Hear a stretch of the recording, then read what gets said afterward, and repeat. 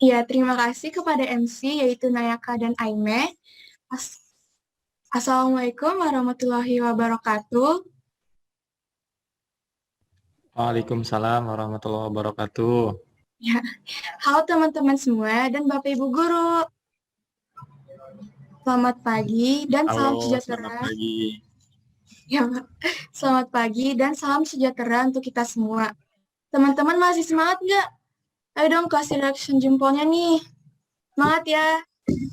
Ya, wah luar Dua. biasa sekali antusiasnya. Dan saya ucapkan terima kasih kepada teman-teman yang masih semangat mengikuti rangkaian acara Bela Negara. Nah, teman-teman, kali ini kan ada dialog interaktif dengan Kementerian Pertahanan. Dan itu suatu kehormatan bagi saya, Hazimah, selaku moderator yang akan memandu narasumber pada diskusi ini.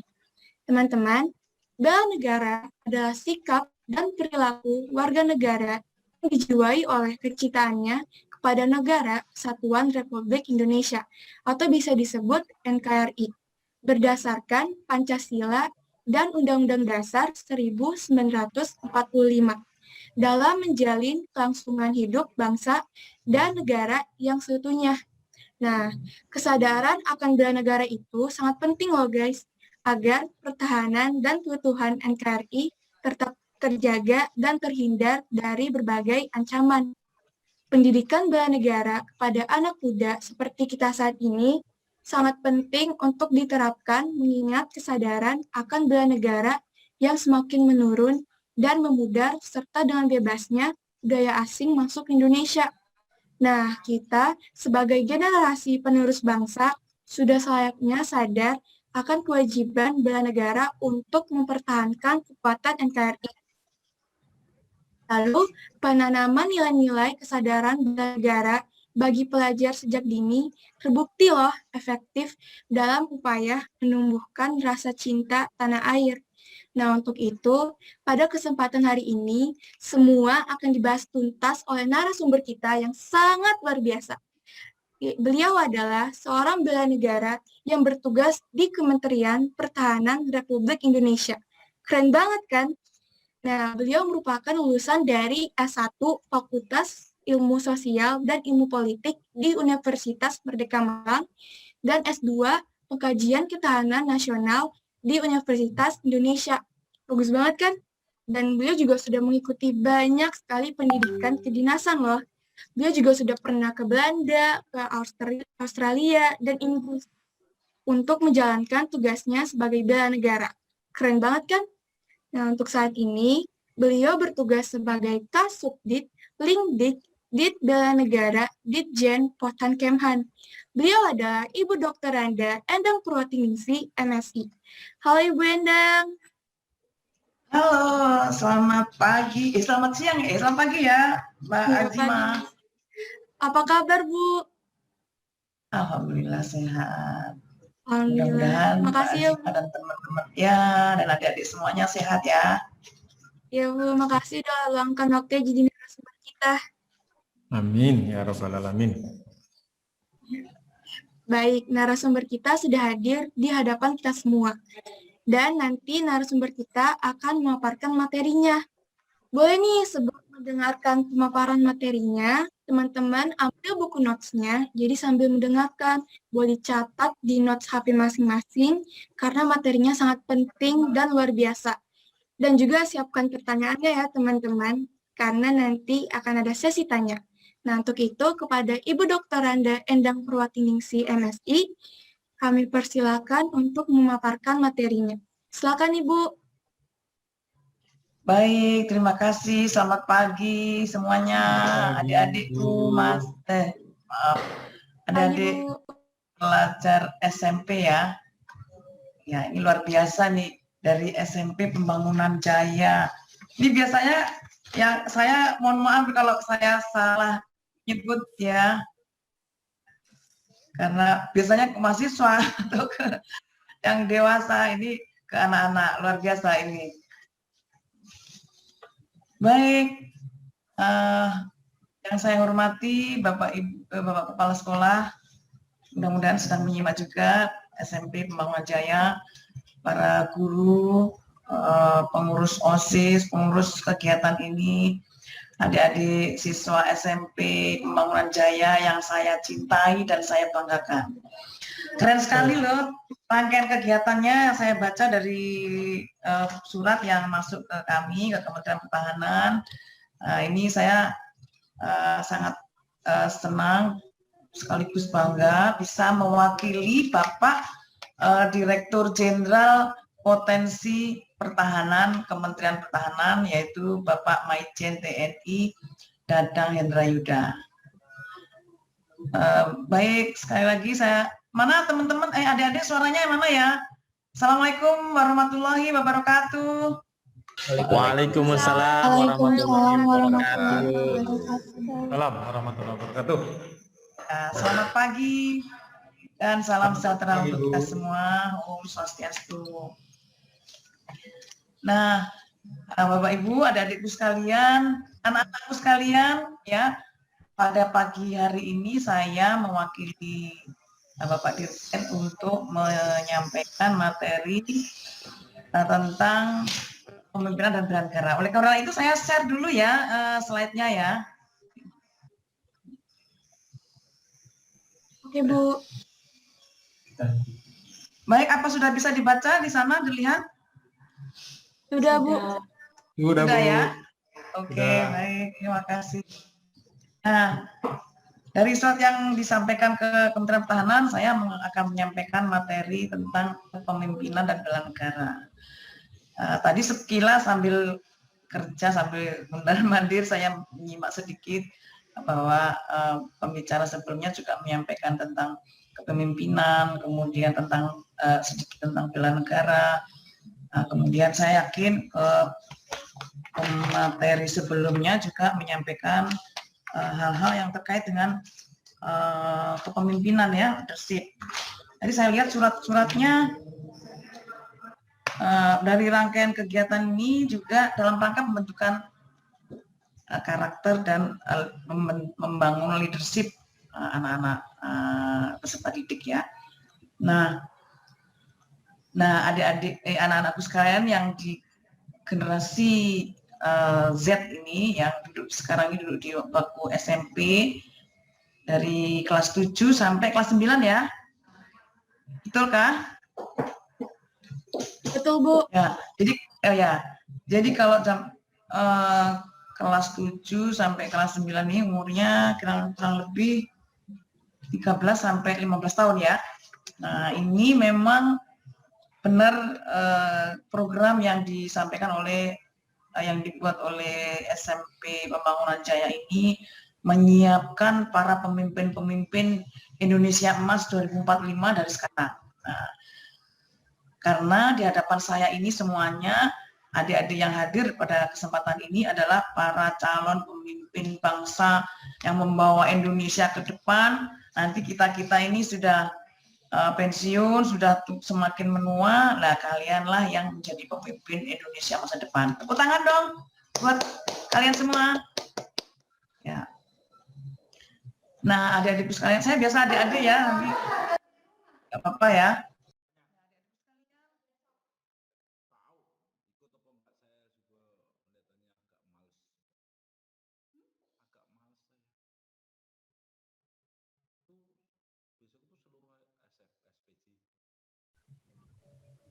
Halo, mohon izin saya bisa gantian. Ya. Ya. Iya, Bu, Baik, silakan. adik-adikku sekalian,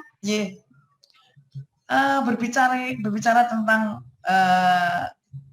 usia anak-anak di SMP ini ya, ini masuk pada generasi Z. Nah, saya juga punya anak yang masuk generasi Z. Ternyata hasil sensus penduduk tahun 2020 ini datanya dari Kata Data memang mendominasi di era sekarang ini karena ternyata 74,93 juta jiwa yang ada di Indonesia ini generasi Anda yang mendominasi, dan benar itu adalah yang akan membawa Indonesia ke depan. Indonesia emas seperti apa tergantung kalian semua, karena kalian nanti kira-kira umur 37 sampai 40, bahkan sekarang ada menteri yang usianya kan kemarin staf khusus ya di bawah 40 tahun kan. Nah ini mudah-mudahan Anda semuanya nanti sudah menjadi pemimpin-pemimpin baik di pemerintahan, di swasta, di legislatif, dan seterusnya, dan bahkan mungkin di antara kalian ada yang menjadi pemimpin di tingkat internasional. Nah, saya ingin mempelajari, kalau saya yakin mungkin ini sudah disampaikan juga, tapi saya ingin menyampaikan sedikit tentang bagaimana tentang perilaku anak-anak sekarang di generasi Z ini, generasi yang lahir di era digital. Tentu kehidupannya sangat banyak dipengaruhi oleh dunia maya, dunia digital tentu saja. Benar nggak? Pasti lebih banyak megang HP, apalagi tadi disampaikan juga kalau dulu kita di dalam megang HP, justru sekarang belajar harus menggunakan HP, menggunakan laptop, karena itu yang terjadi sekarang di era pandemi sekarang. Dan sudah hampir 1 tahun rasanya, bahkan di media sosial sampaikan jangan ngucapin ulang tahun kepada COVID-19 ya, nanti panjang umur lagi kan. Padahal kita sudah rindu sekali untuk bertemu dengan teman-teman kita sebaya, dengan ibu guru dan bapak guru dan seterusnya, dan kita ingin berinteraksi. Kita sama-sama berdoa mudah-mudahan pandemi segera selesai dan kita bisa melanjutkan aktivitas secara normal. Nah, kemudian dia juga punya sifat yang multitasking, kecenderungan melakukan banyak hal dalam waktu bersamaan. Keren kan? Ini zaman dulu, zaman seperti saya mungkin jarang yang bisa multitasking seperti ini. Kalau fokus satu kegiatan, tapi sekarang bisa dalam waktu bersamaan melakukan hal yang berbeda-beda. Kemudian ingin mendapat pengakuan dan memiliki ambisi besar. Nah, ini pemimpin masa depan harus punya ambisi juga, tapi ya harus terukur. Dan selalu berpikir kritis, realistis, dan visioner. Punya idealisme ya, dan realistis, kritis. Kemudian konsumsi pengalaman atau experience. Saya punya anak juga generasi Z, jadi saya paham dan membedakan dengan yang generasi milenial ya. Ini kan generasi Z ini lebih banyak konsumsi pengalaman. Kalau liburan lebih banyak ingin mencari pengalaman. Kalau di Indonesia sudah mungkin di Indonesia juga belum banyak pengetahuan tentang keindonesiaannya, tetapi juga pengen mengeksplor pengetahuan dan kemampuan maupun keinginannya mengeksplor dunia. Karena kebetulan ada saya mahasiswa, sekarang kalau libur suka ngikutin organisasi yang sifat internasional itu, ISEC ya. Nah itu bagus juga untuk melatih keberanian kita dan kepemimpinan kita juga di organisasi itu. Dan saya yakin banyak organisasi global maupun nasional yang mendidik kita semuanya, untuk anak-anakku, untuk memiliki jiwa kepemimpinan, kemandirian. Nah ini yang penting sekarang ini. Kemudian menyukai kampanye yang kekinian, yang kekinian ya, yang masuk ke alamnya anak-anak sekarang. Kalau yang dulu ditinggalin nanti ya. Pemegang kendali tatanan dunia baru. Nah benar, dunia baru yang akan datang adalah yang memegang kendalinya, karena bagaimana dunia digital ini mempengaruhi alam pikiran kita maupun kehidupan kita saat ini dan ke depan. Gitu. Ya. Nah ini saya memang ngambil dari slide dari internet ini, tapi survei ini mudah-mudahan juga benar, karena memang karakter anak-anak generasi milenial ini juga banyak dipengaruhi di sini. Bagaimana dia senang mengakses informasi, kemudian bermain media sosial. Pasti semuanya punya media sosial ya. Nanti jangan lupa follow juga media sosialnya Kementerian Pertahanan, termasuk follow media sosialnya Bapak Dirjen Potan. Nanti saya tunggu dan saya laporkan nanti langsung ke beliau, karena beliau senang sekali untuk menggandeng anak-anak milenial dan generasi Z untuk bersama-sama membangun Indonesia ke depan ya. Juga menyukai fashion, kuliner gitu ya, hiburan dan liburannya tidak harus dengan liburan mewah, tetapi bagaimana dengan efisien, tetapi bisa mendapatkan pengalaman yang banyak baik di Indonesia sendiri maupun di luar negeri. Mudah-mudahan Anda sekalian juga seperti itu ya. Nah, kalau kita melihat dulu zaman, ada yang kenal nggak ini siapa? Anak-anakku sekalian, ada yang kenal nggak ini? Coba yang kenal sampaikan suaranya. Bung Nanti kalau ada Karno. pertanyaan, oh jangan bapaknya ya, anak-anaknya nih. Oh, jangan bapaknya ya Bu ya. Ya, jangan Ibunya. anak sekolah. Udah, kalau gitu udah disebutkan, tentu ini udah tahu ya. Saya khawatir kalau anak-anak malah nggak kenal ini siapa ini gitu. Nah, jangan sampai kenal Ronald Reagan daripada Soekarno ya. Nah, ini adalah presiden kita pertama. Presiden kita pertama waktu Indonesia merdeka tahun 1945 sudah menyampaikan betapa dahsyatnya kekuatan pemuda ini. Katanya, beri aku 1000 orang tua, niscaya akan kucabut Semeru dari akarnya. Dan beri aku 10 pemuda, niscaya akan kuguncangkan dunia. Nah, ini artinya luas sekali. Artinya Anda sekalian itu, para generasi muda ini punya kekuatan besar untuk memajukan Indonesia. Tetapi juga punya kekuatan besar kalau mau menghancurkan negara juga, kan gitu. Nah, apalagi di era digital dan media sosial ini, jari-jari kita ini begitu tajam. Tidak hanya seperti silat, tapi ya tajam sekali yang bisa memporak-porandakan satu negara. Karena ada negara yang pecah karena kelakuan kita sendiri, bukan tanpa peluru satupun menyasar. Nah, anak-anakku sekalian, kalau berbicara tentang membela negara, saya ingin menyampaikan, ingin mengenalkan lagi ke adik-adik, anak-anak sekalian. Sebenarnya ini juga sudah dipelajari waktu SD juga.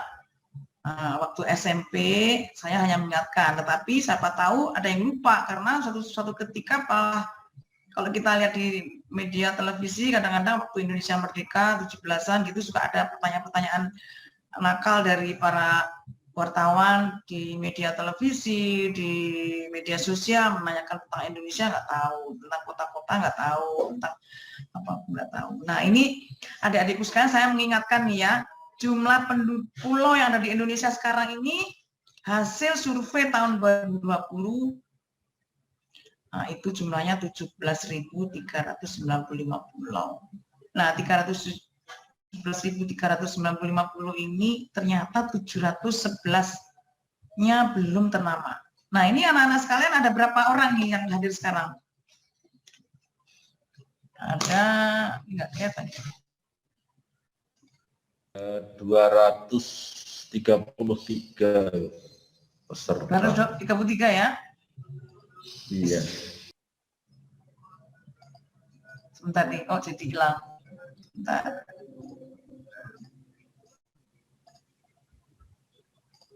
Sorry, ini saya kehilangan.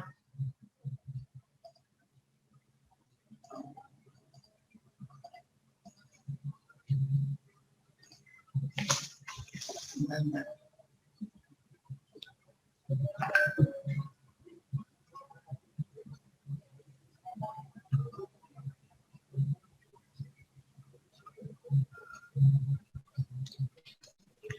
Ini saya jadi hilang. Oke. Nah, adik-adikku sekalian, kelihatan ya masih ya.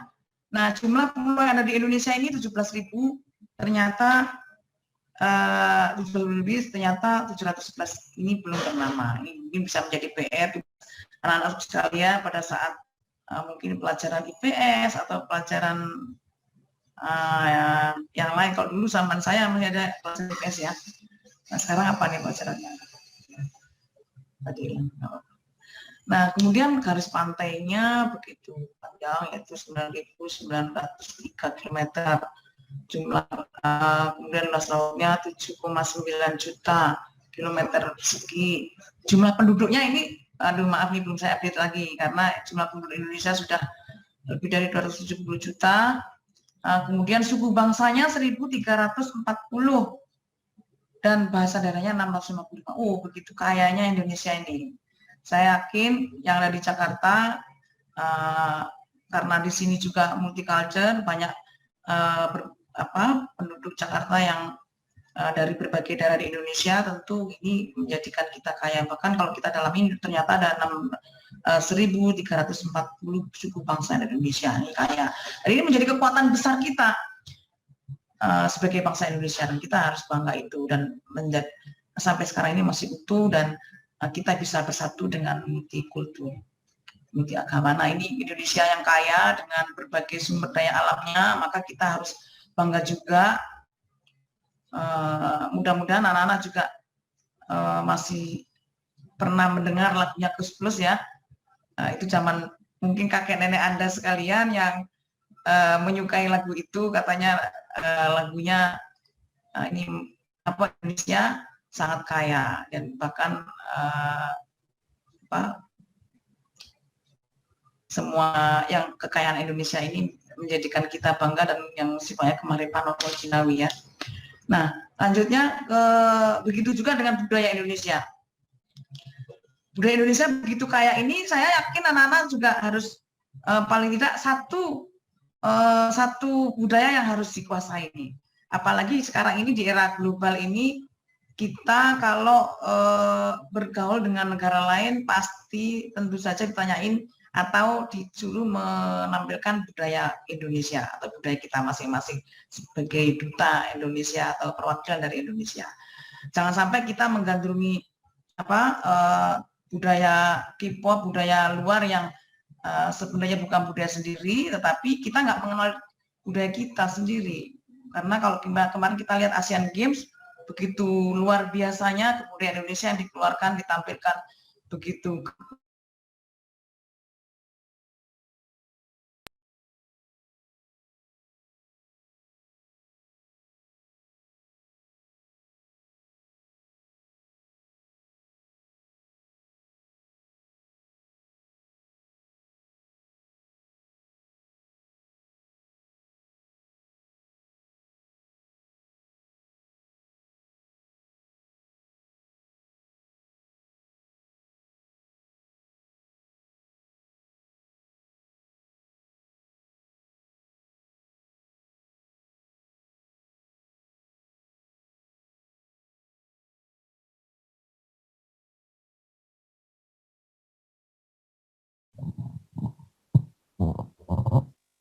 Halo Ibu Endang. Oh, sepertinya Ibu Endang sedang lost connection ya. Kita tunggu sebentar ya anak-anak ya.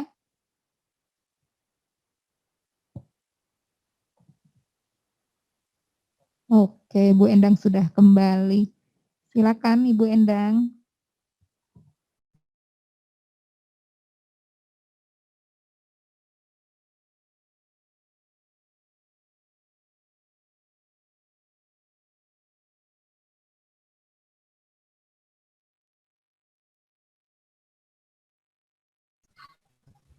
Oke, lanjut, sudah bisa didengar. Nah, saya ingin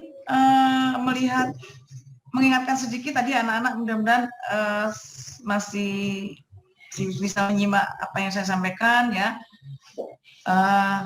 Sejauh sebelum Indonesia merdeka, sudah pemuda-pemuda pulau-pulau yang ada sekarang menjadi Indonesia sudah bersumpah untuk menjadi Indonesia, menjadikan negara yang merdeka. Nah, sekarang tugas Anda. Nah, saya nggak ingin detail karena masih banyak slide yang mungkin ingin saya sampaikan, tetapi tentu setelah Indonesia merdeka itu masih banyak perjuangan bangsa Indonesia menghadapi penjajah. Dulu ada agresi militer yang ingin menguasai Indonesia, karena dulu memang ancamannya ancaman militer. Nah, sekarang kita ini ancamannya sudah ancaman non-militer, dan anak-anak ini sekarang yang punya tugas berat yaitu mempertahankan Indonesia menghadapi ancaman non-militer. Nah, ini dinamika Indonesia pada saat itu dari tahun 45 kita juga sudah dipercaya melaksanakan kegiatan besar yang sifatnya internasional, baik konferensi meja bundar di Bandung, kemudian Asian Games. Nah, tapi dinamikanya masih ada pemberontakan di dalam negeri sendiri, termasuk reformasi ya yang ingin menguasai. Nah, ini mudah-mudahan sudah disampaikan pada saat sekolah SD, SMP maupun SMP kelas 1, 2 ya. Dan peristiwa-peristiwa yang lanjutnya yang sekarang ini kita lihat. Nah, ini pernah kita tahun 2002 pengalaman pahit Indonesia, yaitu lepasnya 2 pulau sipadan kita, dan sebelumnya sudah pernah lepas 20 Yaku dan Atauro di Timur Timur. Nah sekarang kemudian berikutnya tahun 2020 kemudian juga kita kalah dalam perundangan internasional. Nah sekarang ancamannya yang juga mengancam kedaulatan negara, keutuhan wilayah, dan keselamatan bangsa ini banyak sekali. Narkoba ini juga mengancam SDM generasi muda Indonesia yang akan menjadi pemimpin bangsa Indonesia ke depan. Kalau kita tidak mengantisipasi, menghindari dan tidak menyalahgunakan narkoba ini, ya tentu Indonesia akan maju. Begitu juga yang sekarang, yang belakangan ini juga menjadi perhatian pemerintah, yaitu terorisme dan radikalisme ini begitu juga menjadi salah satu ancaman terhadap kedaulatan negara, keutuhan wilayah, dan keselamatan bangsa. Yang tak kalah pentingnya juga menjadi ancaman adalah ancaman korupsi dan juga ancaman terhadap lepasnya pulau-pulau yang ada di Indonesia, gitu ya.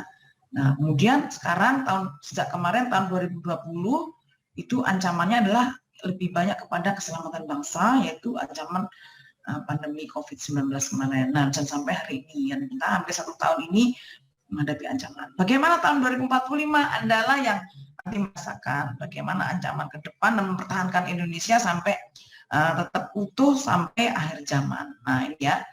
Nah, adik-adikku sekalian, di era sekarang ini eranya teknologi informasi. Dan Anda lahir di era sekarang ini. Tentu semua kehidupan kita banyak dipengaruhi oleh teknologi informasi. Kita lebih baik ketinggalan dompet daripada ketinggalan HP, benar kan? Nah, begitu juga dengan kehidupan kita dari bangun tidur sampai tidur lagi juga banyak berinteraksi dan memanfaatkan teknologi informasi. Bahkan hari ini, saat ini juga belajar menggunakan teknologi informasi. Nah, banyak kegiatan-kegiatan yang pekerjaan-pekerjaan yang saat ini dan ke depan yang sifatnya konvensional, yaitu itu akan hilang dan diganti dengan robot. Nah, ini kan terjadi, makanya sekarang anak-anakku sekalian harus dibekali dengan kemampuan teknologi informasi ini yang cukup memadai supaya kita bisa mengikuti perkembangan zaman, ya gitu.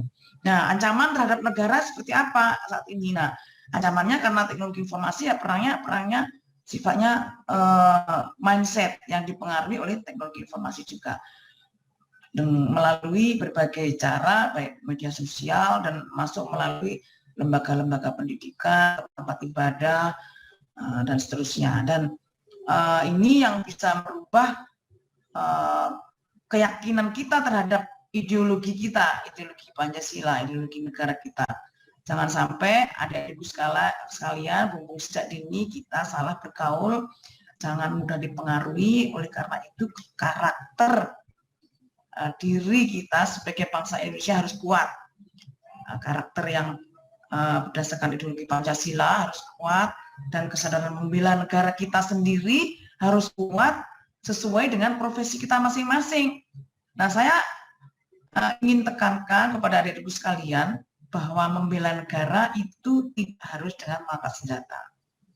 Ya, kira-kira ada nggak yang bisa menyampaikan ke saya apa sih pengertian bela negara? Silakan, nanti saya akan kasih hadiah ini. Apa ini? Masker bela negara. Ya, silakan saya adik-adik sekalian. Mana adik-adik ya, nggak boleh gurunya. Coba ini suaranya nggak kelihatan. Anak-anak yang tunjuk tangan. Ada nggak yang tunjuk tangan nih anak-anak? Ada ya nggak yang mau menyampaikan? Ayo, silakan. Ini katanya dialog interaktif loh ya. Biar kelihatan yang gambarnya. Ada? Saya punya masker bela negara. Ya. Bela negara merupakan, saya Bagas dari 7B, Bu. 7B ya. Ya. Bela negara merupakan sebuah konsep yang disusun oleh perangkat perundangan dan petinggi suatu negara mengenai jiwa patriotisme seseorang, suatu kelompok maupun seluruh komponen dari suatu negara dalam kepentingan mempertahankan eksistensi negara tersebut.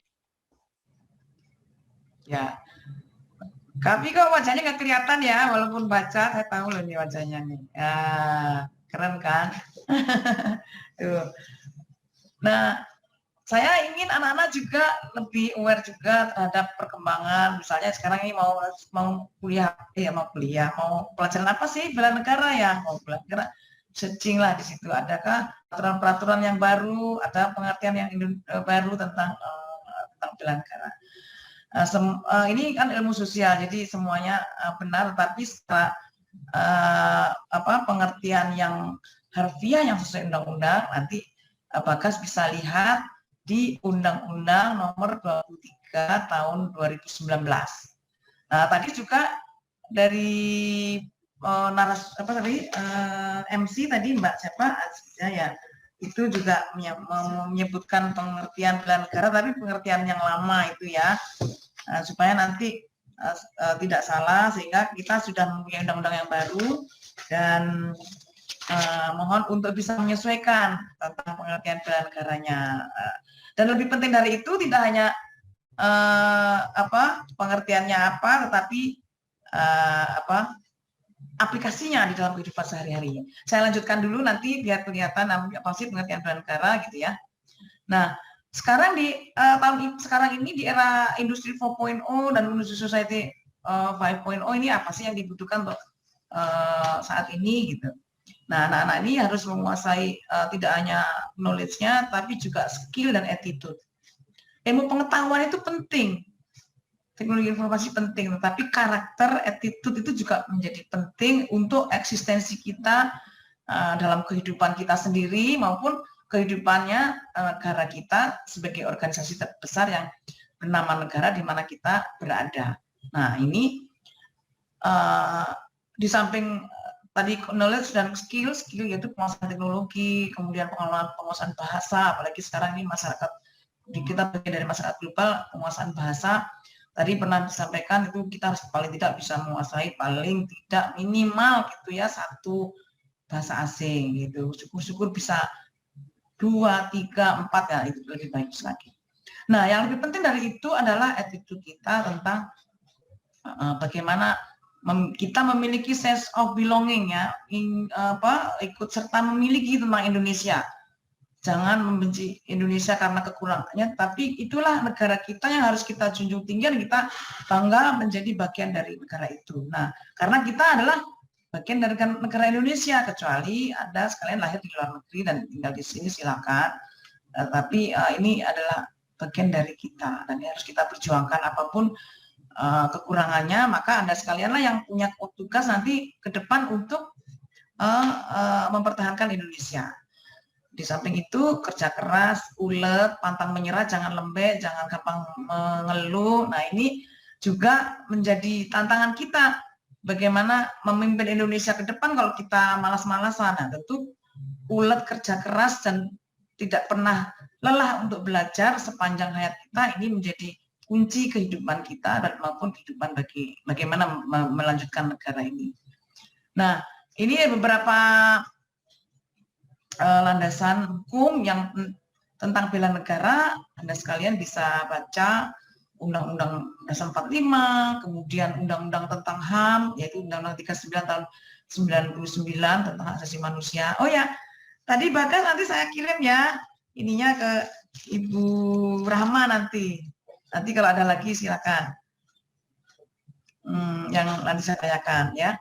Kemudian ini yang anak-anak harus pahami juga, sebagian dari kalau misalnya yang kreatif ya, karena anak-anak generasi Z itu semakin kreatif dan keingintahuannya juga tinggi. Jangan sampai salah mempersepsikan sesuatu pada orang-orang yang salah. Misalnya bela negara itu melanggar HAM karena persepsinya bela negara itu hanya mengangkat senjata.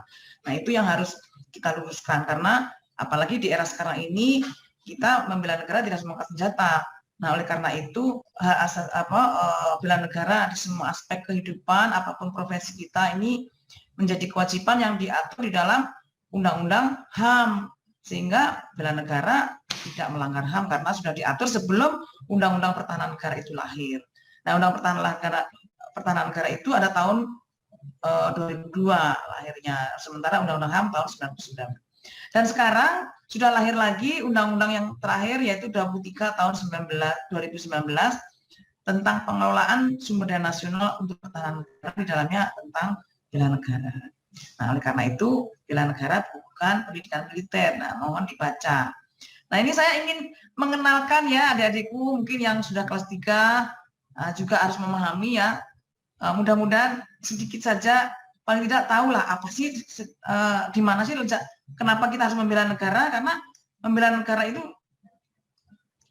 penting dalam rangka mempertahankan kedaulatan negara, kemudian keutuhan wilayah dan keselamatan bangsa. Nah, dari segala ancaman. Dan ancaman terhadap negara itu ada ancaman militer maupun ancaman yang sifatnya non militer.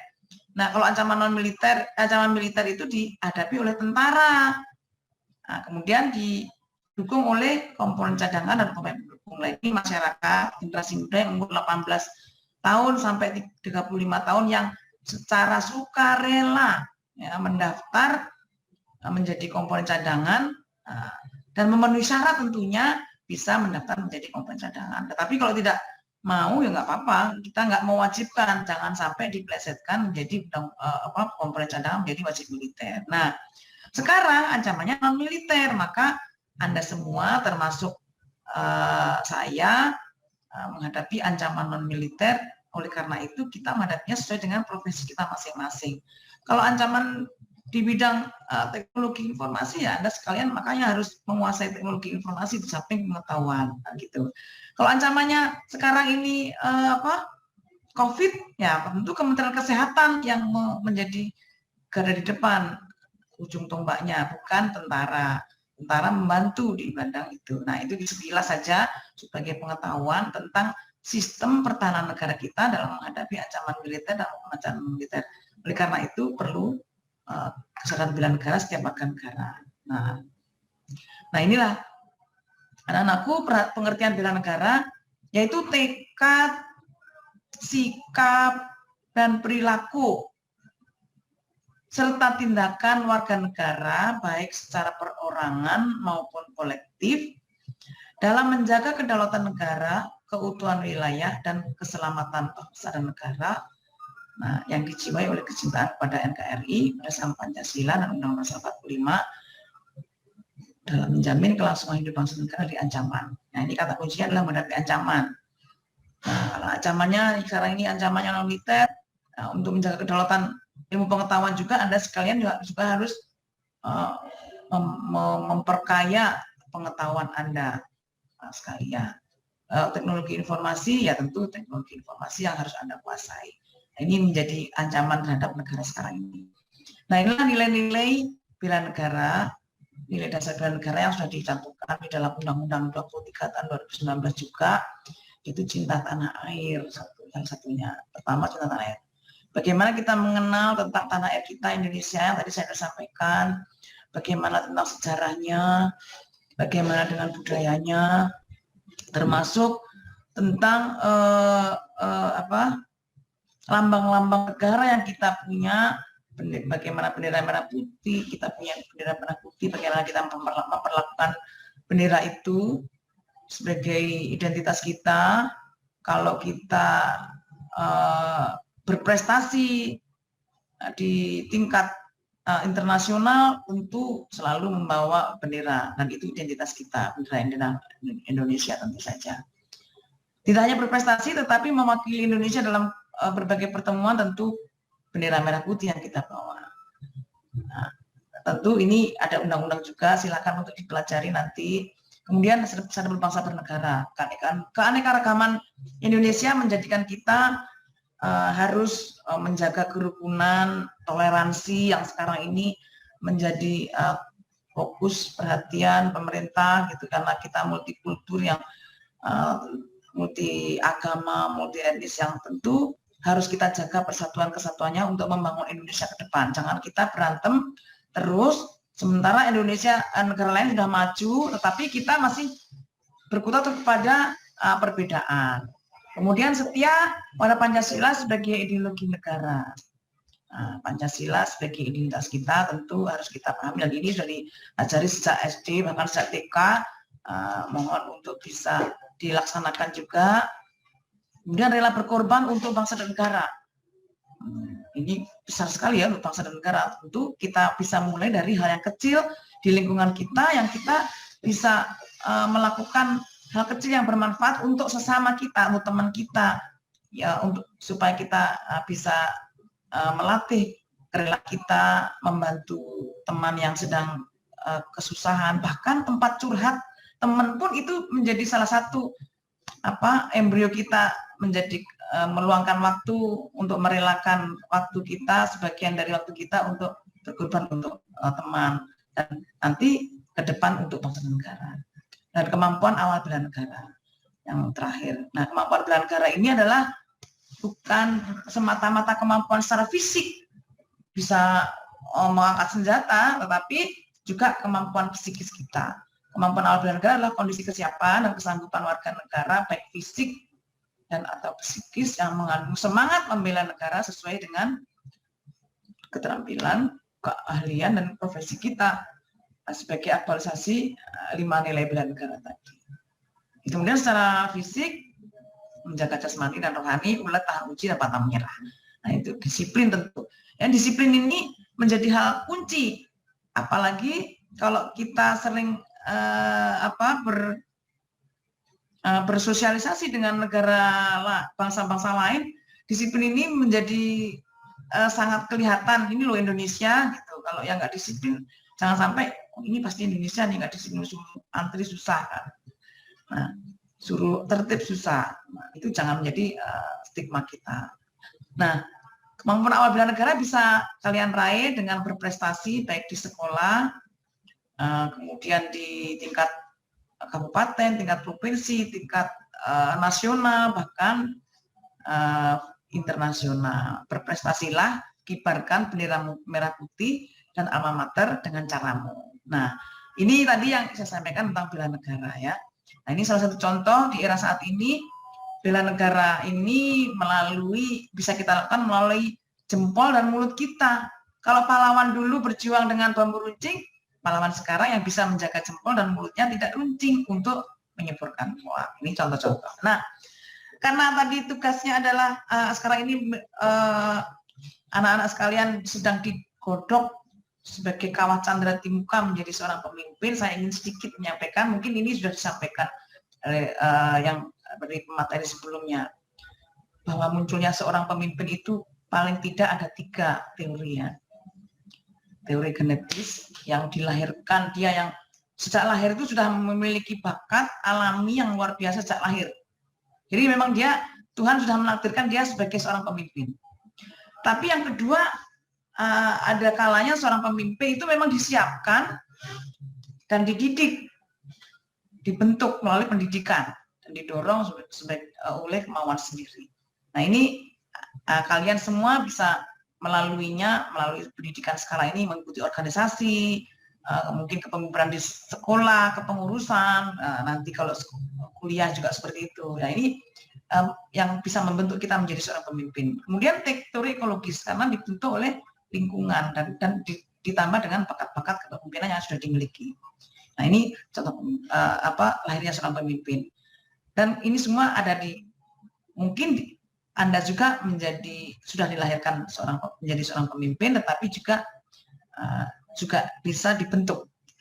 Nah, beberapa teori saya ingin mungkin nggak apa-apa, ini sebagai pengetahuan teori-teori kepemimpinan. Memang ini kebanyakan saya baca kalau di buku-buku kepemimpinan itu banyak teori-teori yang dibuat dari luar negeri. Kenapa? Sebenarnya Indonesia juga banyak pemimpin yang bisa kita teladani. Tapi paling tidak dari 2 pendapat ini yang kita tahu bahwa seorang pemimpin itu, kepemimpinan itu adalah sebuah seni, ya, seni mempengaruhi orang lain agar mereka melakukan dengan sukarela terhadap apa yang kita inginkan, terhadap mereka yang mereka bisa lakukan. Gitu. Jadi intinya dari dua pendapat ini sebenarnya adalah bagaimana seni kita, performa kita, kemampuan kita untuk mempengaruhi orang lain supaya dia melakukan seperti apa yang kita dalam konteks organisasi kita ingin capai gitu ya. Nah kemudian, tadi saya lihat bagaimanapun memang kalau berbicara bela negara itu memang luas, tidak hanya kepemimpinan bela negara dalam konteks militer, tetapi bela negara itu bisa dilaksanakan melalui pembinaan kesadaran bela negara seperti yang salah satunya sekarang ini, yaitu bagian dari pendidikan kewarganegaraan. Kemudian yang kedua bisa melalui pelatihan dasar kemiliteran untuk menjadi komponen cadangan secara sukarela. Itu juga bela negara yang dilatih pelatihan dasar kemiliteran. Nanti kalau misalnya suatu saat negara perang, dia dimobilisasi untuk ikut membantu TNI ke medan perang, tetapi juga bisa menjadi tentara yang memang tugasnya menghadapi ancaman militer. Nah, kemudian yang terakhir, yang keempat, yaitu melalui profesi kita masing-masing, dan itu semua adalah bela negara. Memang sebagian masyarakat banyak menyampaikan bahwa bela negara itu identik dengan militer, tetapi sebenarnya tadi saya sampaikan bisa dilakukan oleh semua profesi karena ancaman terhadap negara itu multidimensi. Nah, oleh karena itu banyak memang orang yang menyampaikan ini militerisme. Begitu kita bela negara kita laksanakan dengan militerisme, diprotes. Tetapi ketika tidak dilaksanakan dengan kegiatan yang pendidikan dasar kemiliteran, dikangenin, kok nggak dikasih pelatihan ini itu yang sifatnya kemiliteran. Nah itu. Nah tapi salah satu contoh untuk pembentukan kepemimpinan adalah kepemimpinan militer. Oleh karena itu saya ingin sampaikan beberapa poin yang terkait dengan kepemimpinan yang kita mungkin bisa contoh karena kedisiplinannya, karena ketaatannya, loyalitasnya dan seterusnya yang bisa kita patut contoh. Nah, dalam kepemimpinan militer, tradisi militer itu dikenal dengan filosofi kepemimpinan yang diringkas dalam formula follow me. Jadi komandan itu ya udah apa yang katakan komandan ikutin gitu. Nah, ini itu kalau kepemimpinan militer intinya ya pemimpin harus menjadi teladan terhadap anak buahnya, harus berperilaku yang baik terhadap smart tentu yang bisa menjadi teladan bagi anak buahnya. Nah, itu Maxwell. Itu dari kepemimpinan militer. Dan ini lagi teori kepemimpinan dari Colin Powell. Colin Powell ini seorang jenderal di Amerika Serikat yang rendah hati, tapi dia selalu digunakan oleh presiden ya, oleh Gedung Putih sebagai sekretaris negara Amerika Serikat yang ke-65. Tapi dia juga pernah memimpin perang Teluk. Nah ini mungkin Anda sekarang kebayang aja, mungkin enggak kali ya. Tapi kalau senang dengan film-film perang ya mungkin bisa di browsing di internet ya. Tapi dia juga penasihat militer pada saat perang Vietnam. Nah ini benar-benar militer banget. Tapi beberapa poin yang saya ambil di dalam tulisan-tulisan beliau ialah seorang pemimpin ini mungkin bisa juga menjadi bekal Anda sekalian untuk menjadi seorang pemimpin. Ya, pemimpin itu harus punya optimisme abadi, yaitu sebagai kekuatan pemenangnya.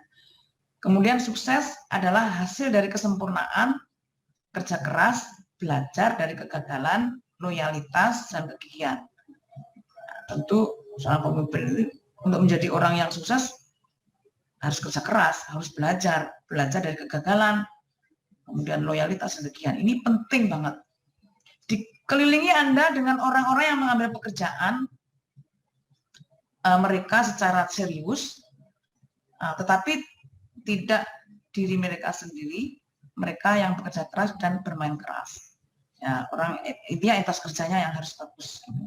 Nah, kemudian ada konsep kepemimpinan lagi, Ki Hajar Dewantara, itu Engarsa Sung Tulodo, Ing Madya Mangun Karso Tuturi Handayani. Nah, ini biasanya waktu saya sekolah dulu ini sering disampaikan dalam pelajaran-pelajaran. Apakah di sekarang ini masih ada, masih diajarkan apa tidak?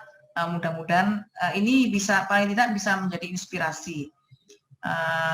Mungkin di generasi milenial punya perspektif yang lain ya.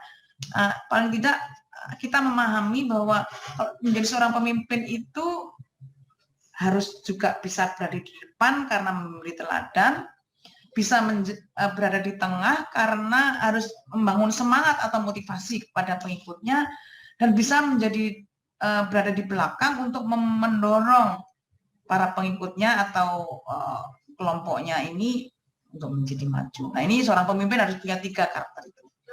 Nah, kemudian sifat-sifat kepemimpinan yang mungkin ini bisa menjadi modal kalian semua. Kejujuran pasti itu penting sekali. Kejujuran bisa kita didik dari sejak dini. Semuanya kita bisa didik dari dini. Kejujuran, berpengetahuan, harus punya pengetahuan ya, punya ilmu. Ya. Berani ngambil keputusan ya, tentu.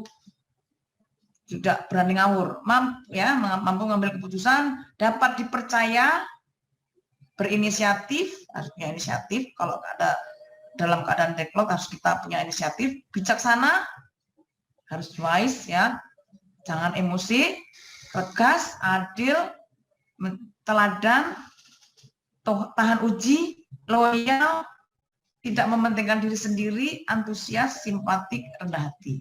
Nah, ini modal sekalian, Anda sekalian untuk menjadi seorang pemimpin besar nanti ke depan.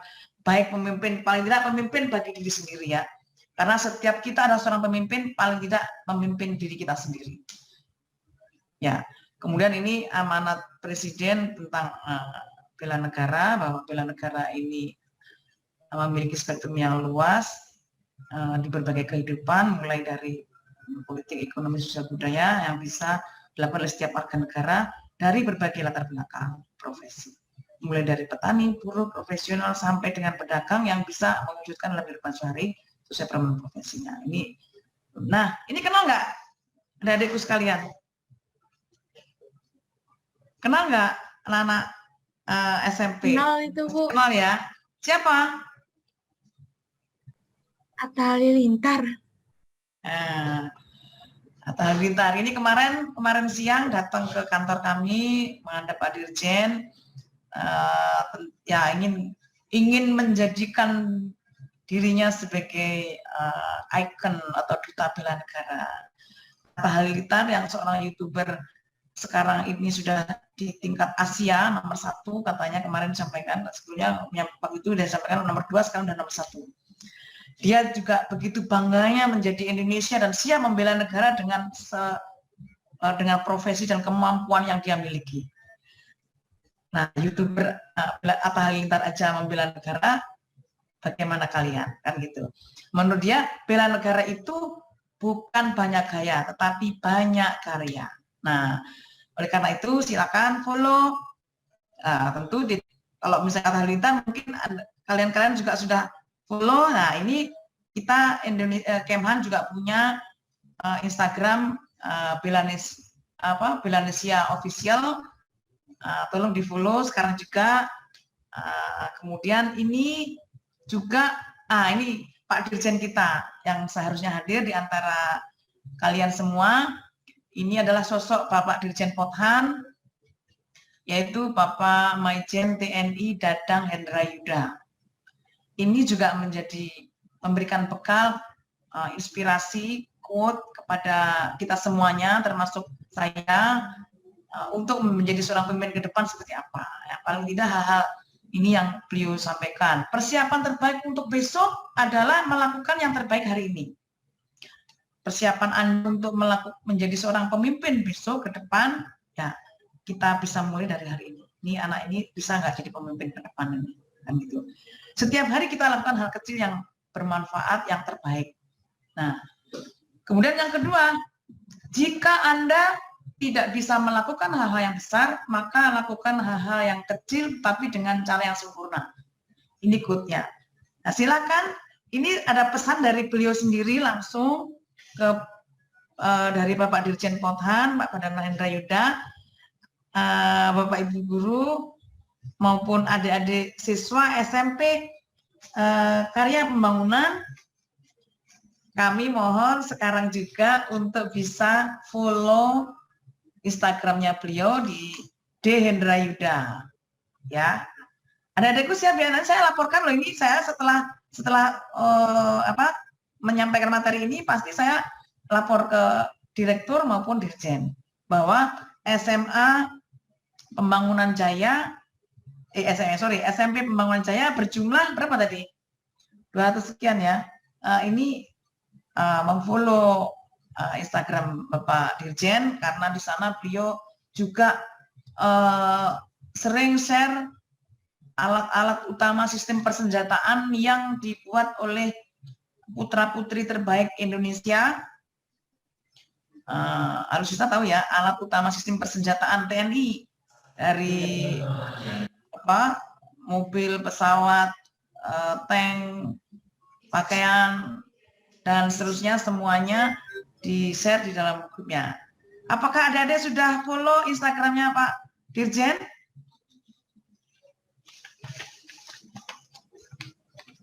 Ya, jangan lupa. Udah ya, langsung ya. Terus ini saya dari SMA SMP Pembangunan Jaya. Saya berharap semuanya dari seluruh yang hadir pada kesempatan ini, termasuk Bapak Ibu Guru, Kepala Sekolah, mohon untuk berkenan follow Instagram beliau, dan saya akan laporkan setelah ini karena saya sering dipanggil juga, kadang-kadang juga WA bahwa saya menyampaikan materi di sana gitu ya. Mohon untuk sudah di follow, termasuk yang tadi Bela Official, Bela Nesia Official. Nah, yang terakhir sebagai penutup dari saya, kata motivasi untuk Anda sekalian sebagai calon pemimpin bangsa di masa depan yang masih punya masih perjalanan panjang dalam belajar di bangku sekolah maupun selanjutnya nanti bangku kuliah. Hidup adalah proses belajar dan berjuang tanpa batas. Nah, ini yang terakhir dari Andri Wongso, yaitu is better is possible, good is not enough. Tidak cukup hanya baik saja atau lebih baik, tetapi ini yang harus kita lakukan selalu the best ya. Dan yang terakhir, ini saya ingin menyampaikan sekali lagi bela negara, bahwa bela negara itu bukan hanya menjadi angkat senjata dan tidak harus menjadi tentara. Lakukan hal kecil yang terbaik untuk negeri ini, karena itu menjadi hal yang bisa bermanfaat bagi bangsa negara, itu bela negara sekali. Menjadi contoh atau role model bagi lingkungan dalam aksi nyata bela negara, mulai hal kecil, mulai diri sendiri, dan mulai hari ini juga. Nah, itu yang akan menjadikan gerakan nasional bela negara. Dan di era new normal, kami dari Kementerian Pertahanan mengharapkan Anda semuanya, adik-adik siswa SMP Pembangunan Jaya, selalu disiplin dan patuh terhadap protokol kesehatan. Karena di sekarang ini ancaman terhadap diri kita sendiri ini tidak terlihat, dan kita sendiri yang bisa menangkalnya melalui disiplin dengan protokol kesehatan, cuci tangan, pakai masker, dan menjaga jarak. Ini menjadi penting karena setiap hari kita di WA itu selalu ada saja penyampaian orang-orang yang kita turut berduka cita, dan mudah-mudahan kita semua tidak sampai seperti itu. Kemudian rela berkorban, tenang, tidak menyebarkan hoax, tidak latah, ya, tetap kreatif, inovatif di era new normal dan new spirit selama belajar di rumah. Dan kesadaran kolektif ini akan menguatkan Indonesia bertahan sampai akhir zaman. Dan setiap kalian adalah pemimpin paling tidak bagi dirinya sendiri. Oleh karena itu jangan pernah berhenti untuk belajar. Persiapkan dari sekarang. Bangun terus kompetensi teknis kalian dengan tetap membangun karakter bela negara, karena Indonesia Emas 2045 adalah kalian semua. Nah, adik-adikku sekalian, demikian yang saya sampaikan. Kalau masih ada waktu, ini saya ingin mungkin ini pesan bela negara melalui animasi ini bisa didengarkan. Kalau masih ada saya klik, tapi kalau tidak nanti saya sudahi sampai sekarang, sampai di sini. Masih bisa? Nah, ini Bela negara, usir corona. Kita sudah punya pahlawan kemanusiaan, para tenaga medis.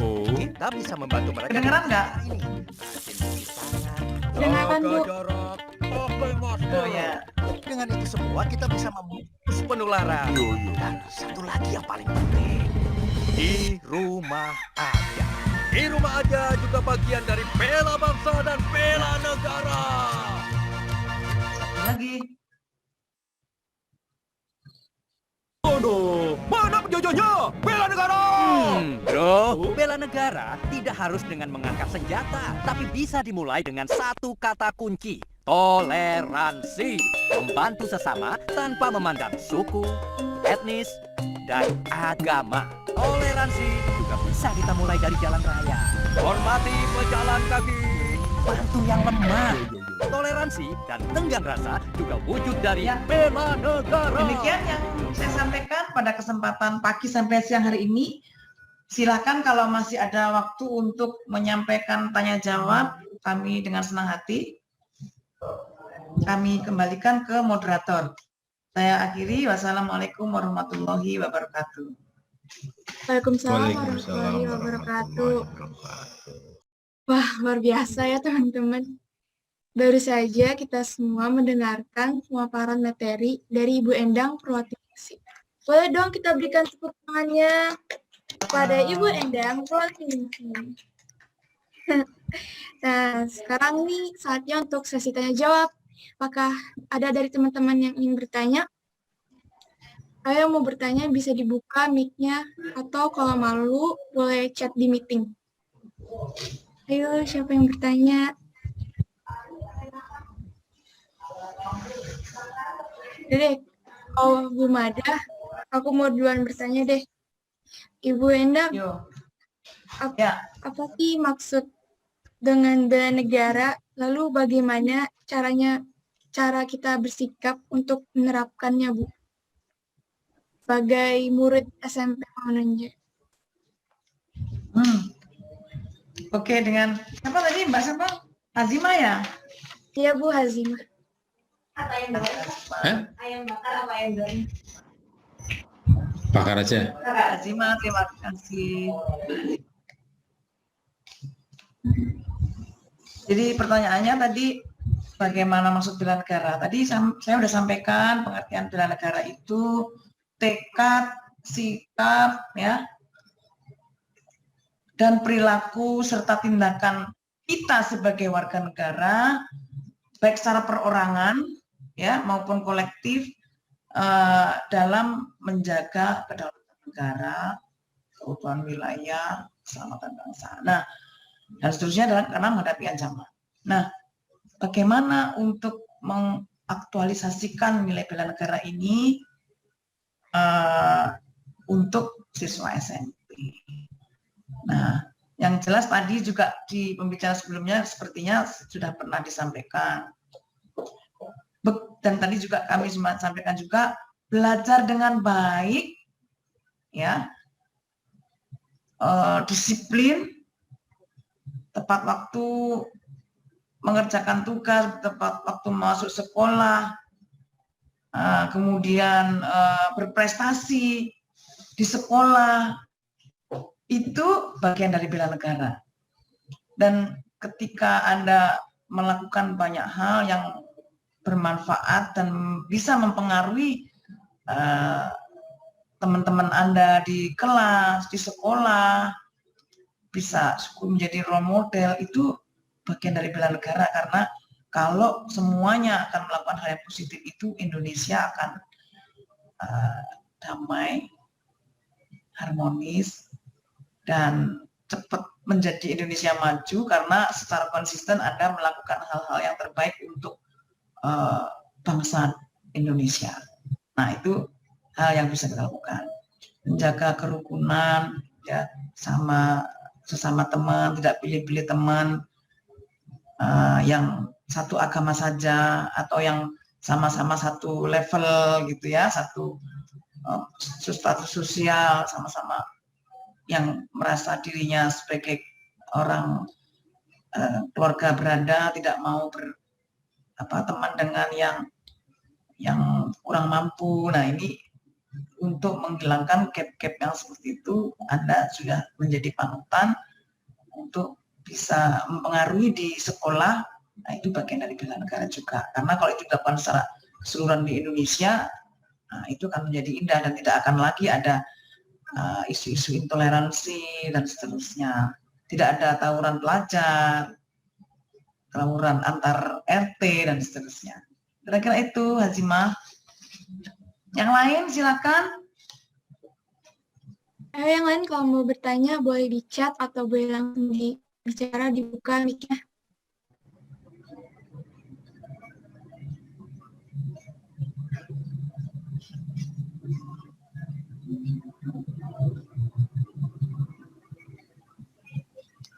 Ada yang ditanyakan? Kalau tidak ada, jangan dipaksakan. Nanti kita bisa ketemu lagi lain Mungkin waktu. kalau Ya. pertanyaannya Bu Mada, oh ini ada nih Bu. Ini ada Bu, dari Rifki kelas 7A. Bu, bagaimana cara menanamkan bela negara ke adik gitu? Oke, Rifki. Bagaimana menanamkan bela negara ke adik gitu ya? Ya, ngasih contoh yang baik lah kepada adiknya. Jangan yang ngasih contoh yang baik. Misalnya ya kita belajar yang baik ya untuk memberikan contoh. Jadi kita bisa memanage waktu paling tidak ya, memanage waktu kapan belajar, kapan bermain. Nah, kapan bisa membantu orang tua. Harus kan anak-anak kita, anak-anak sekarang kan juga tetap orang tua pengen senang juga kalau dibantu, karena untuk membantu orang tua kan ini juga membantu pekerjaan di rumah, misalnya merapikan kamar tidurnya sendiri misalnya, itu juga bagian dari tanggung jawab kita melatih hal-hal yang kecil untuk melakukan hal yang besar. Ya kan tadi Pak Dirjen Pothan menyampaikan, kalau kamu tidak bisa melakukan hal besar, lakukan hal yang kecil secara sempurna. Tidak membuang sampah di everywhere, di mana saja gitu, sembarangan gitu. Itu juga bagian dari contoh yang kita bisa berikan kepada adik kita. Tidak menyebarkan hoax. Kita tidak asal share, pengen menjadi yang pertama share. Walaupun kadang-kala informasi yang kita dapatkan belum tentu benar. Gitu. Tidak mengucapkan kata-kata kasar, sarkastis gitu. Kadang-kadang anak-anak kalau kita tidak terkontrol bisa suka ada yang ngomongnya kasar gitu. Kalau sama-sama kita bisa mengucapkan kalimat, sama-sama berucap, membuka mulut kita, kenapa kita nggak memilih kalimat-kalimat positif yang bisa membuat indah, kondusif lingkungan kita, daripada kita ngomong yang kasar atau ngomong sama teman, menghina gitu, kadang-kadang yang kita tidak sadari. Bahkan mungkin maaf kadang-kadang ada yang sempat suka menganalogkan, menyebut yang ada di kebun binatang dan sebagainya. Jangan sampai terjadi kita masuk ke dalam masuk dalam lingkungan kita, apalagi keluar dari mulut kita. Keluarkan kata-kata yang indah, yang menyejukkan, itu bagian dari bela negara. Sopan santun terhadap orang tua, kepada guru, kepada yang senior, nah itu juga bagian dari yang kita bisa contohkan kepada adik kita. Gitu ya, Rifki. Ada lagi? Ya, ini ada Bu dari Farel kelas 8. Pertanyaannya, kenapa pulau-pulau kita bisa lepas dari RI, Bu?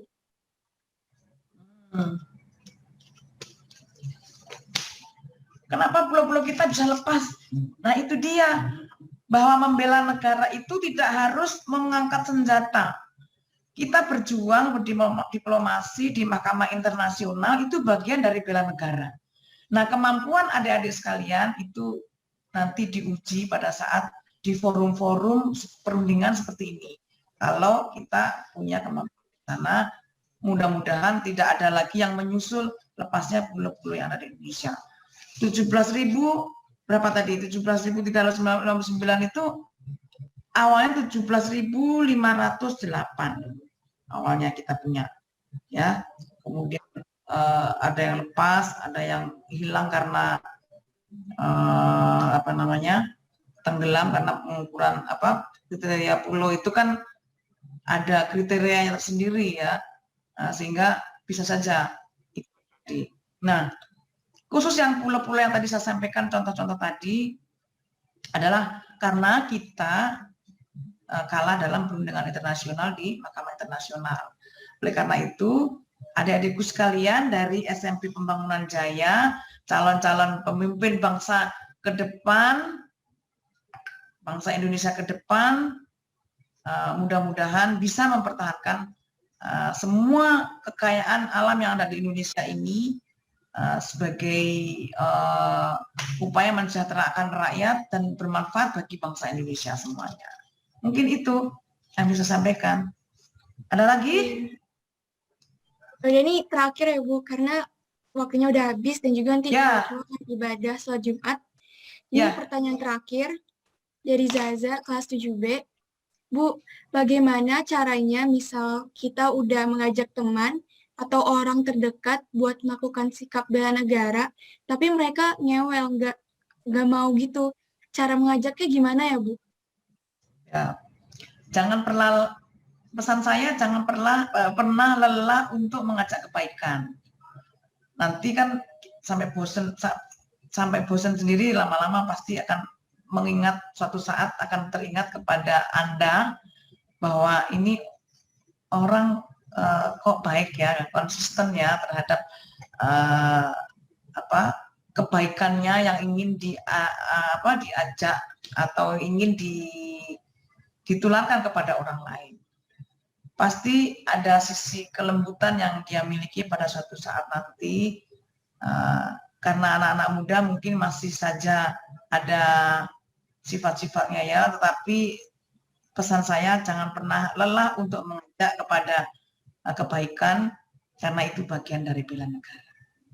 Itu sama halnya dengan jangan pernah lelah untuk belajar sampai sepanjang hayat kita.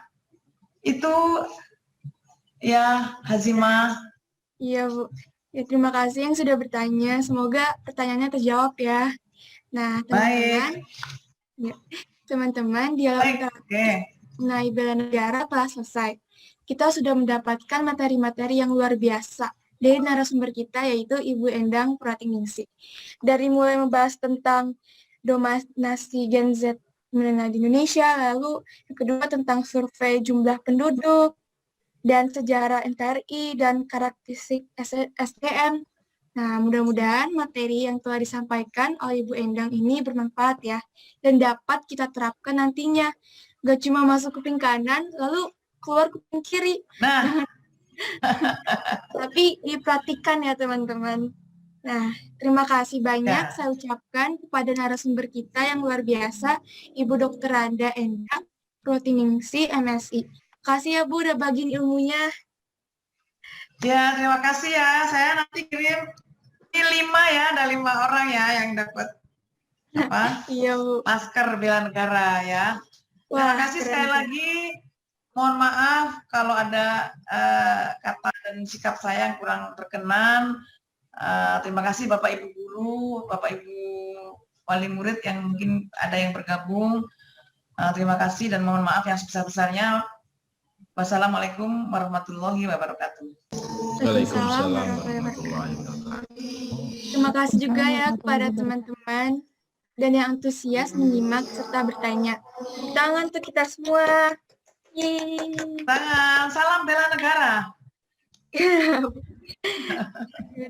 Saya selaku moderator, mohon maaf bila ada kesalahan kata dan pamit undur diri. Sekian, Assalamualaikum warahmatullahi wabarakatuh. Waalaikumsalam. Saya kembalikan. Terima kasih. Iya, Bu. Ya, terima kasih Azima, terima kasih Bu Enda. Ya, terima kasih Bapak. Ya, saya kembalikan kepada MC, yaitu Naika dan Aime. Terima kasih kepada Hazimah dan Ibu Endang atas dialog interaktif Kementerian Pertahanannya. Gimana nih pesan dan kesannya? Wah, keren sekali ya Ibu Endang dan dialog interaktif mengenai bela negara. Semoga bermanfaat ya bagi kita semua. Nah, pasti kalian sudah pada lapar kan? Tepat banget nih, sekarang sudah waktunya isoma. Jangan lupa kembali ke Zoom itu jam 1 ya. Selamat istirahat semuanya. Oke, terima kasih anak-anakku. Ya, silakan kalian boleh istirahat dan kembali lagi jam 1. Selamat menjalankan ibadah sholat Jumat bagi anak-anak putra. Dan setelah itu silakan kalian istirahat. Sampai ketemu jam 1 nanti. Terima kasih. Kasih Bu, kasih Pak. Ya. Kasih Bu.